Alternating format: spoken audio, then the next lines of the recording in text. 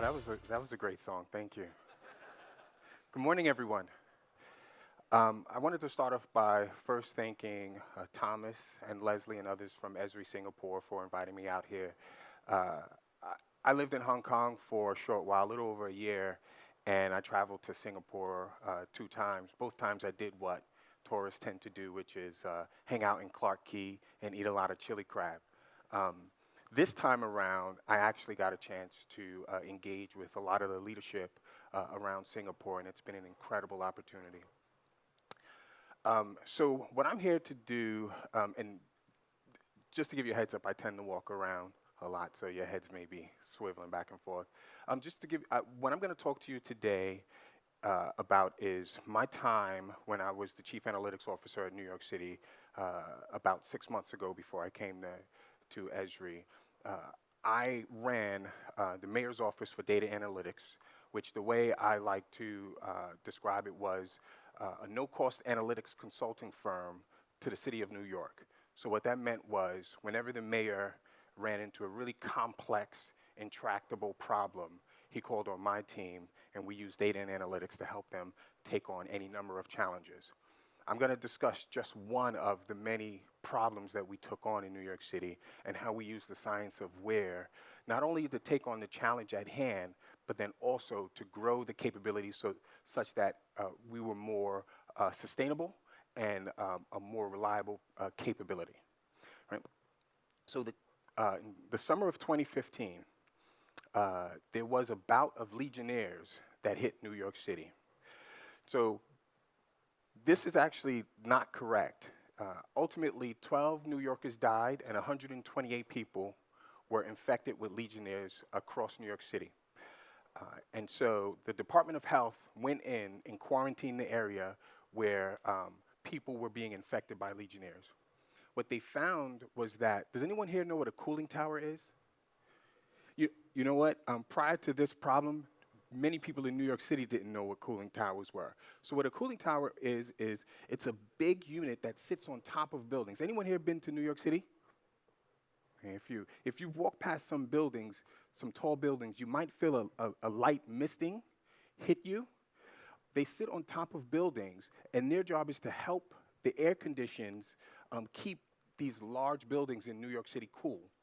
And the way they do that is through a number of things, but the cooling tower holds water, and it often emits this light misting. And if the water is infected with Legionnaires, this sitting water, then that misting that would hit New Yorkers, they would become infected, right?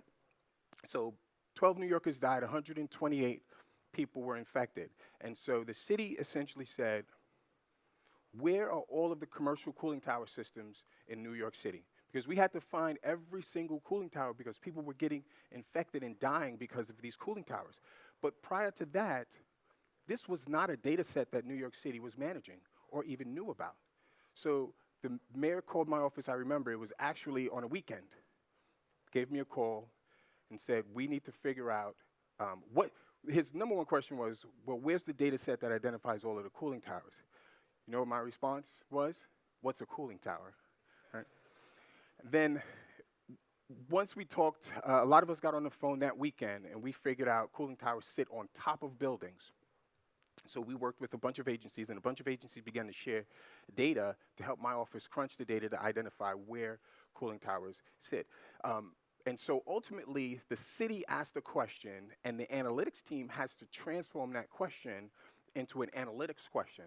And I got an opportunity to meet with Sao Chung of URA, the CIO of URA, and learned about their analytics immersion program. What I thought was very interesting is one of the key things that they teach in this analytics immersion program is how do you take a business question and translate that to a complete analytics question?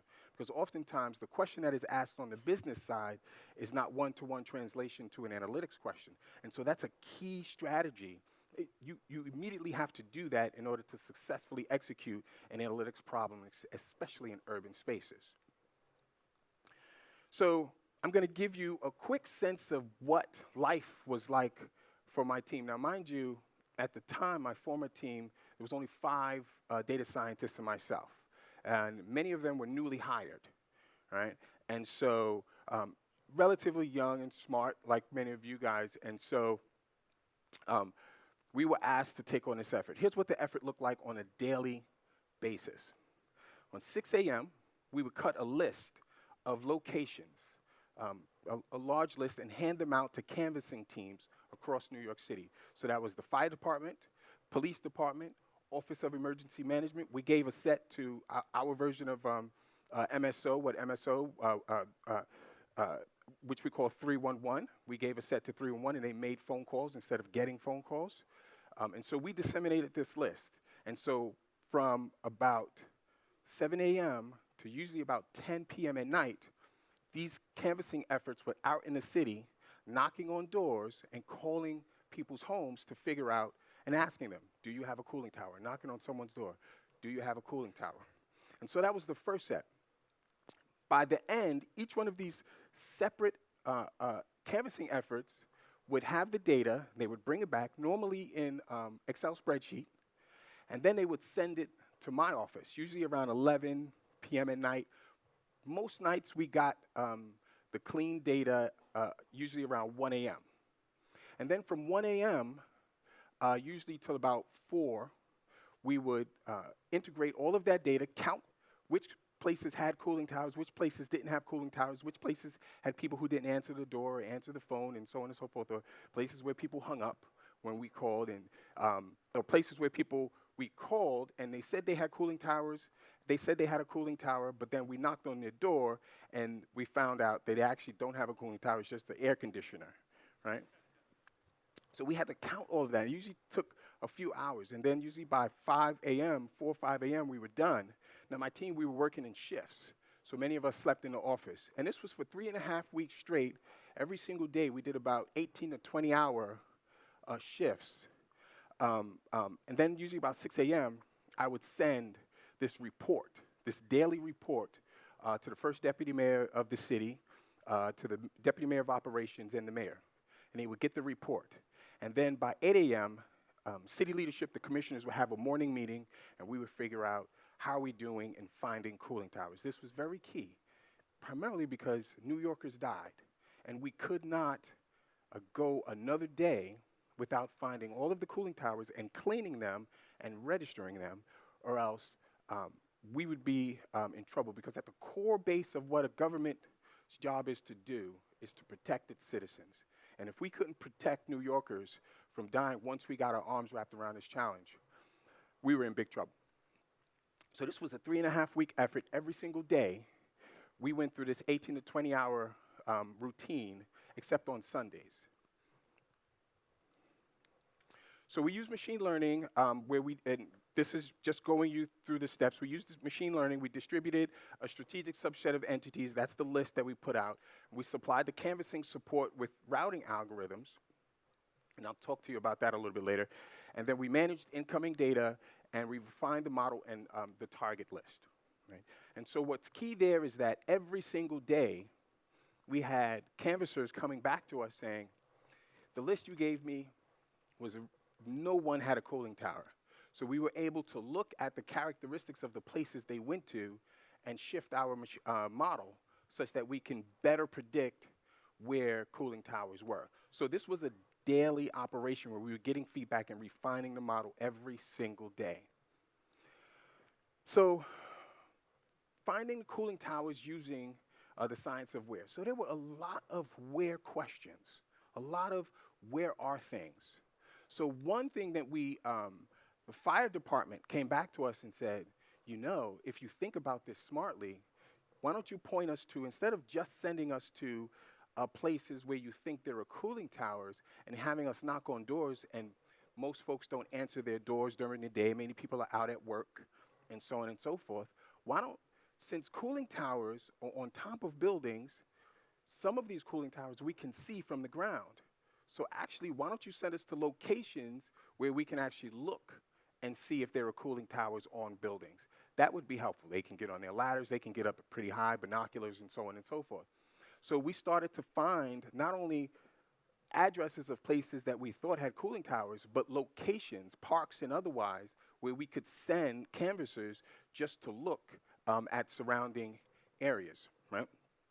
Another science of where was we had to send these canvassers quickly and efficiently during the day. And just for reference, during the day, there's about 11 million people in and around New York, the city of New York. So you can imagine congestion and traffic. And so we had to route these canvassers because we had to be quick. We had to be immediate about this. And so we would give them routing algorithms to smartly go to the locations that we were sending them. And then third of all, one of the key things that we had to do was find cooling towers close to where ground zero was. So where the initial outbreak of the bacteria was, we wanted to find cooling towers that were close. Because it didn't make sense for us to find cooling towers that were far away when they were less likely to be infected.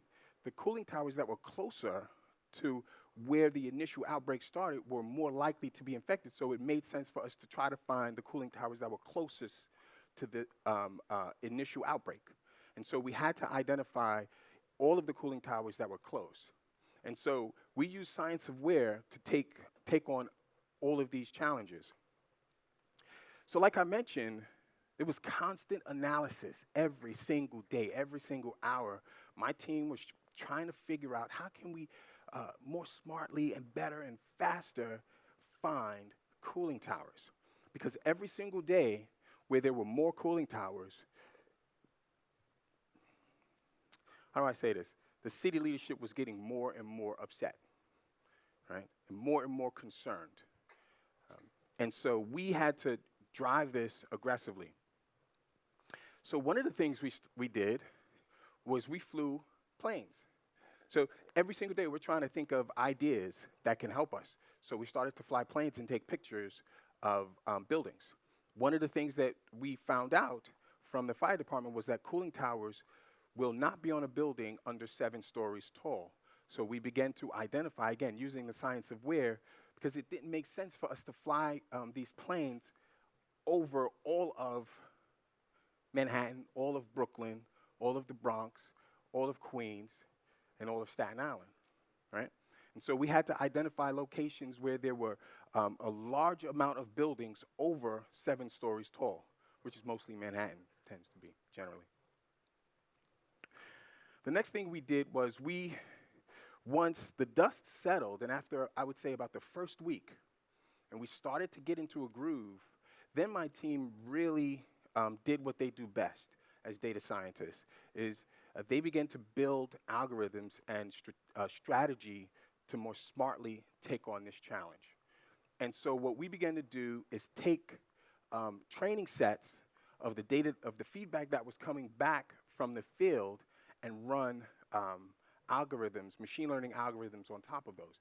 Now, just as a level set, from my perspective, from an executive's perspective, machine learning is nothing but a mechanism to minimize error, right? And so you want to choose something, you want to pick something, you want to decide something.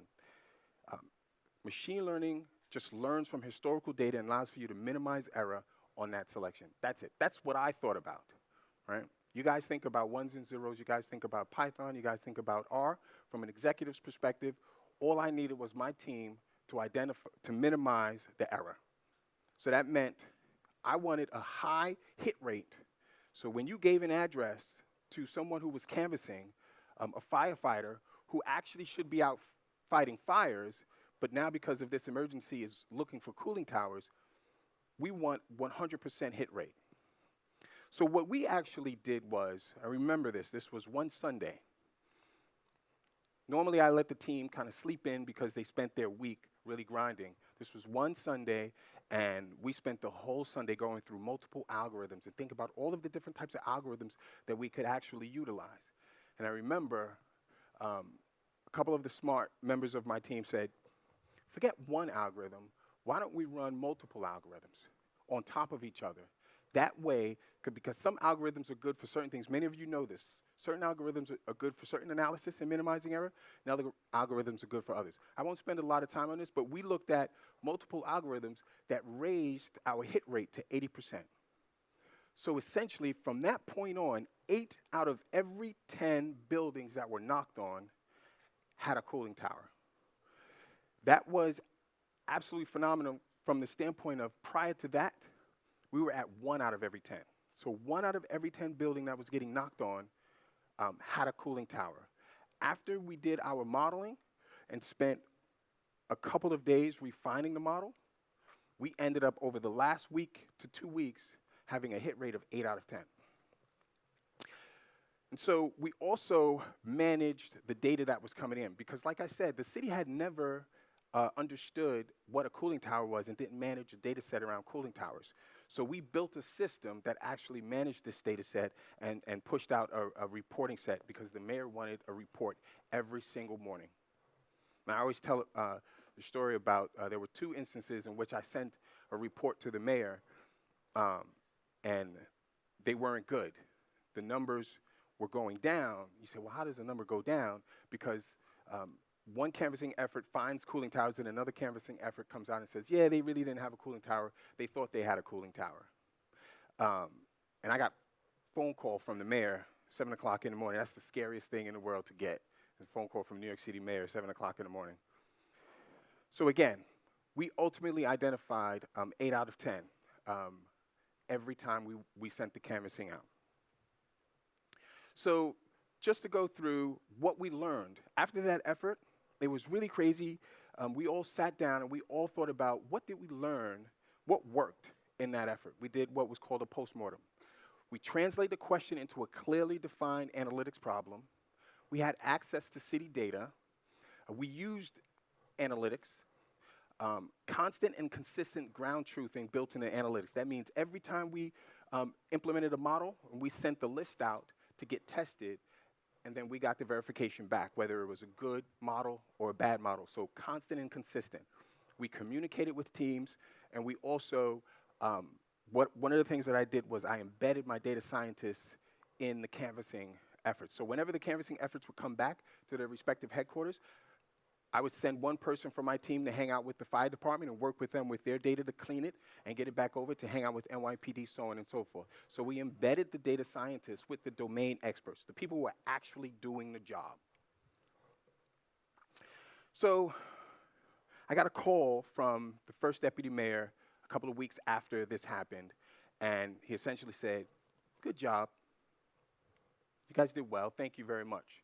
But every single time we have a problem, we can't rely on your team spending 3-4 weeks of 20-hour days solving this problem for us. You have to build a solution that's sustainable. And so at the time, New York City works with Esri in an extremely productive way. And someone from Esri came into my office. I had been looking for a solution. And I put it out there. We're looking for a solution. I want to work with vendors to identify a reliable solution. Came to me and he said, here's the thing. Over 26 agencies in New York City have Esri servers. So why don't you connect all of those servers? Once you connect all of those servers, you can then surface that information in your office, my former office, the Mayor's Office of Data and Analytics, MODA, can then use that data to smartly identify and take on problems. As opposed to every time an effort happens, we have to go out and have agencies spend time and time cleaning up, and my office has to clean up. So we built this effort. Part of us building something, it wasn't enough to just build something. We had to test it. Because here's what happens in emergencies. You can build and buy a tool, but when an emergency happens, everybody does what? They revert to what's easy for them, and they revert to what they know. So what we did was we trained all of the agencies across the city on how to use the citywide intelligence platform. And Esri leadership came in, and they helped us train. So 11 trainings over 3 weeks. There were over 70 attendees, and then we had drills. So that meant we created fake emergencies and required agencies to come together and share data. Then my office did analytics on that data to solve a lot of these pretend emergencies. So we did that every single month. New York City still does data drills to this day. We created it under my leadership. They still do it today. They're called data drills. We do it every month to prepare for any emergency that happens from a data perspective. We ultimately implemented this concept called urban analytics. It combines location intelligence and data science to help data-driven decision makers realize powerful outcomes in cities and organizations. Right? So there's 3 core tenets: operational analytics, drive outcomes. Everything you do has to be meant to drive an outcome. And then the third, as you heard Thomas and Chris talk about, which was identify the municipal digital twin. In this case, municipal, the city's digital twin. What data represents the city? And so if this is a picture of New York City,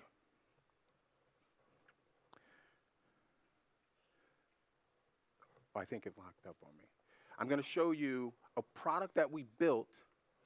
The mayor said, from that effort, the mayor said, I want to know everything about a building that I need to know in New York City. So there's over 1 million buildings in New York City. You have over 50 agencies in New York City. Each agency stores a piece of information about a building, but they don't share that. So the way you think about this is, there's this building right here. Multiple agencies know something about that building, but what they know is specific to that agency for their operational capability. But what the mayor said is, I want all of that data combined, and I want to know whenever anything happens, I want to know everything that I need to know about that building. So what we did was, we worked with Esri to create this 3D map of New York City based on a base map that we have, my office created and owned in open data, and they built this 3D map. Then they associated, we gave them data, we put all of this data in the citywide intelligence platform, and now it's being surfaced. So what you see here on the left side, building information, is all of the information about that building from multiple agencies. We also added Esri data. So we enrich this data with lifestyle information that Esri created. So it helps us, again, get more situational awareness about the neighborhood and about the building, the neighborhood that building is in. So when we demoed this, so I can click on any, so we also allowed for canvassers who are going out after emergencies to identify using Survey 123 and Collector to identify whether a building is damaged, fair, or good, for that to get correlated into this map as well. You can click on any building, and it shows you the information of that building from end to end, right? So no longer you see all the violations, you see everything that you need to know about that building that used to be in multiple city databases. Now it's all in one record. When I demoed this to the mayor, the only thing he asked was, how can I get this on my phone? So literally, there's an Esri team working today. This day, there's an Esri team that has been contracted to turn this into a mobile solution for the mayor to have when he walks around. Anytime you see Mayor Bill de Blasio, you know that he has over 1 million buildings in his pocket, thanks to the creativity and the capability of the Esri platform in New York City. Thank you very much.